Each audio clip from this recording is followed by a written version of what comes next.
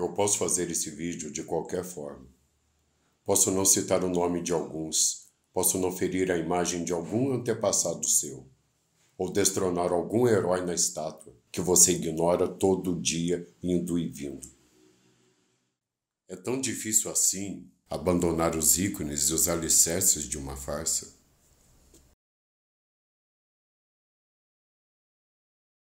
Quando acordar, vai sentir uma dúvida naquela famosa estátua te olhando. Vai sentar na sala de aula da sua universidade fundada com sangue preto. Sentar na praça com o nome do jurista que articulou uma abolição forjada. Admirar o palácio do presidente que herdou a herança de 2 linhagens escravagistas. Vai caminhar na rua de um coronel que possuía centenas de parentes ancestrais meus. E vai corroer, no seu íntimo, a certeza de que todas suas crenças e idolatrias sucumbirão a um vídeo simples que eu posso fazer de qualquer forma. Cidade Luz? Cidade Luz. Cidade Luz. Cidade Luz. Cidade Luz. Não é assim, não. Não é bem assim, não. Cidade Luz. Vou contar para vocês uma história real. Cidade Luz. Cidade Luz. Cidade Luz. Cidade Luz. As origens de um polo escravista no sul de Minas Gerais, com potencial agrícola imenso o suficiente para garantir a maior concentração de negros escravizados da região, não foi obra do acaso.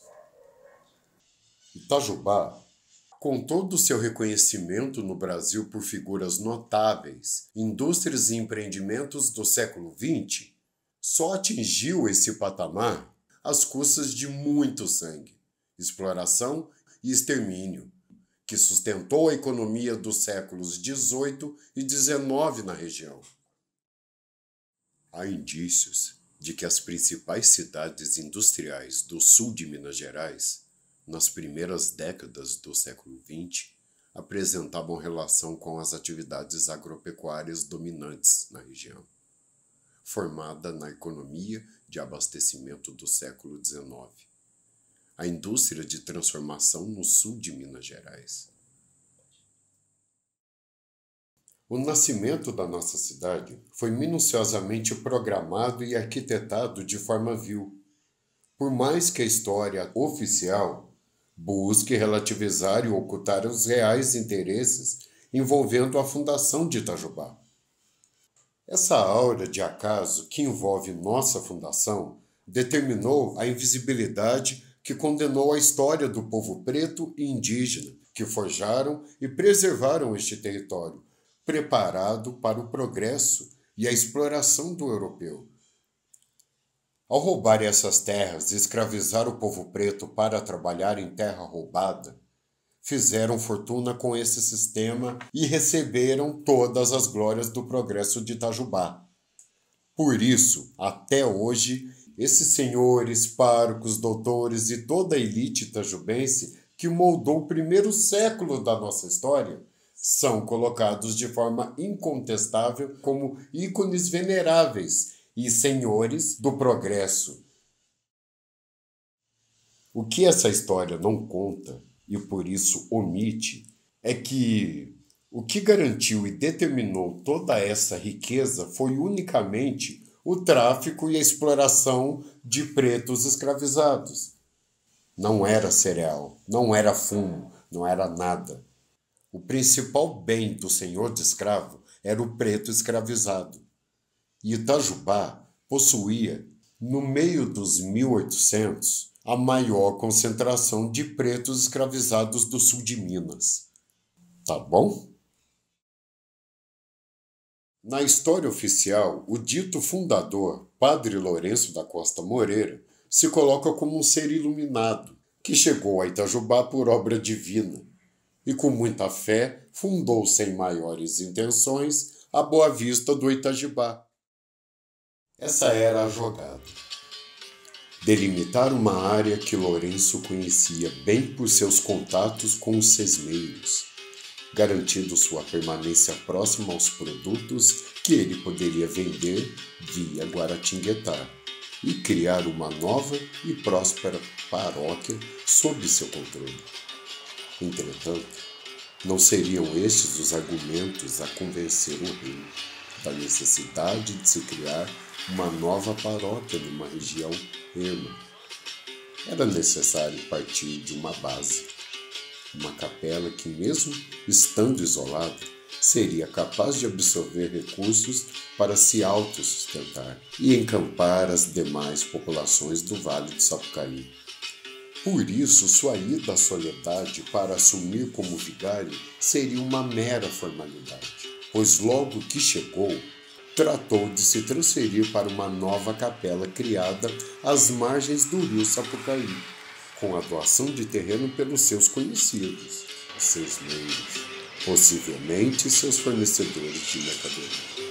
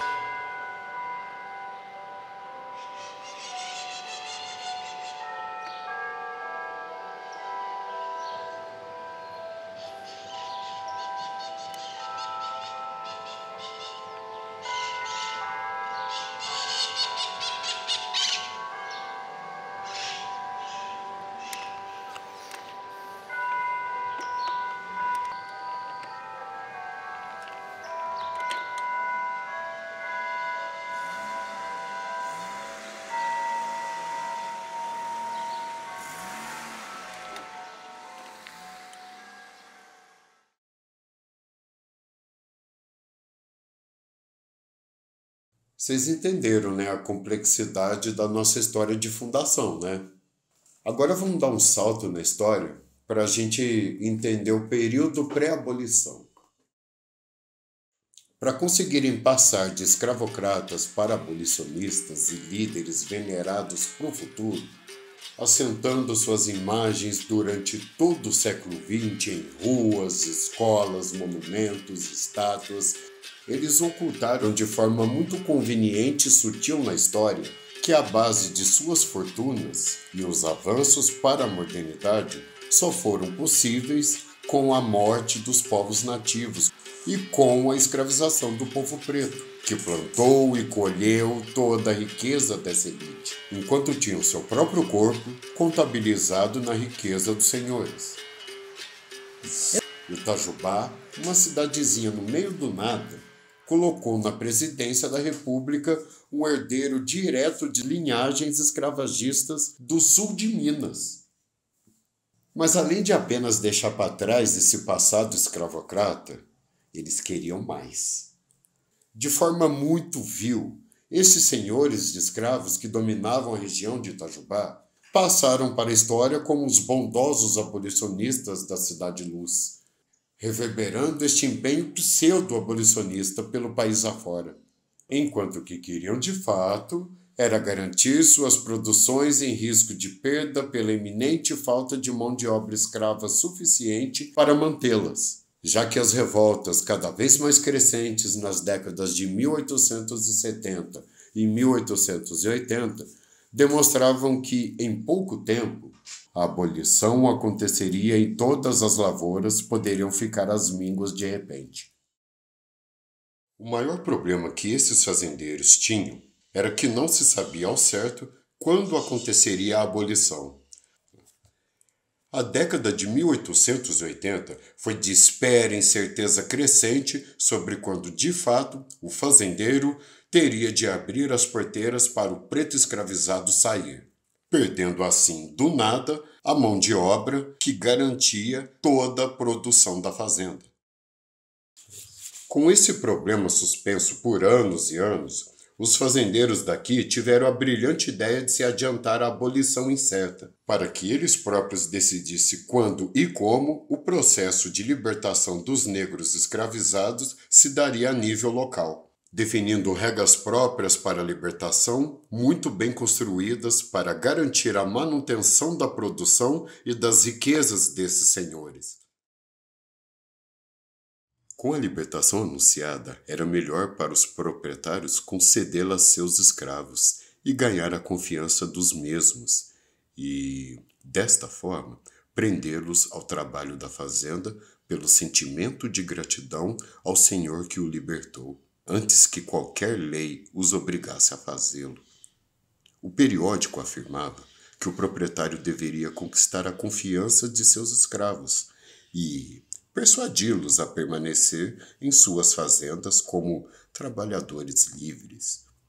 Prática muito comum na região, que demonstra que depois da abolição, o trabalho nas lavouras continuou sendo feito pelos ex-escravos. A transição da mão de obra escrava no sul de Minas, página 119. Para reunir os interessados nessa jogada e arquitetar algo estruturado que ficaria completamente oculto até hoje da nossa história oficial publicamente reconhecida, a elite itajubense oficializou sua perversidade fundando a Comissão Libertadora, na qual fazendeiros e autoridades locais se antecipavam à abolição para decidir os rumos e os acordos desse processo em Itajubá, de modo a se prepararem sem riscos econômicos maiores. O empenho perverso desses só funcionaria com uma comunicação eficaz e permanente, que registrasse oficialmente as boas intenções destes senhores em libertar seus pretos escravizados de forma espontânea. Para isso, a partir de 1876, o jornal A Verdade passa a circular em Itajubá, com editores diretamente ligados aos ideais dos fazendeiros e autoridades locais na abolição. A elite escravocrata passa a inundar o imaginário itajubense com as intenções benéficas dos senhores ao libertar seus escravos, como forma de avanço e demonstração de evolução da nossa cidade. Foi criada ainda uma comissão de mulheres, geralmente esposas dessas autoridades, para criar uma aura límpida e imaculada da abolição, com um ato de benfeitoria da elite diante da inviabilidade da escravidão àquela altura. É preciso situar que naquela altura de 1880 já se discutia de forma bastante objetiva como os rumos da economia local seriam afetados pela abolição, tida como certa de ocorrer naquela década. Várias publicações locais tinham como tema central este único risco real da abolição: condenar os lucros das fazendas como iminente perda de mão de obra escrava. Não havia nenhuma propensão em se adequar a essa mão de obra um dia escravizada, tratada como coisa, a uma relação trabalhista formal, com a qual se criava uma relação justa. A única intenção dos fazendeiros em tratar o assunto da abolição e encontrar uma saída para essa questão era para acelerar o processo migratório a tempo de adequar a transição da mão de obra escrava para o número suficiente de imigrantes para suprir as produções das fazendas.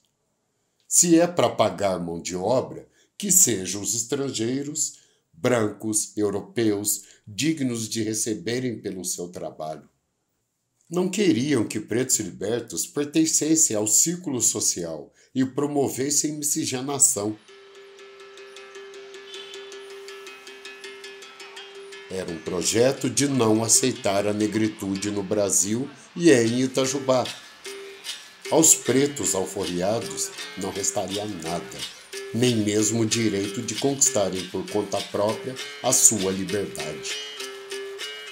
Até mesmo a liberdade daqueles pretos escravizados entraria para a história de Itajubá como um ato de dominação dos seus senhores, que detinham a narrativa histórica da época e deixariam escrito e oficializado que eles, homens de bem, libertaram aqueles que um dia antes açoitavam e exploravam.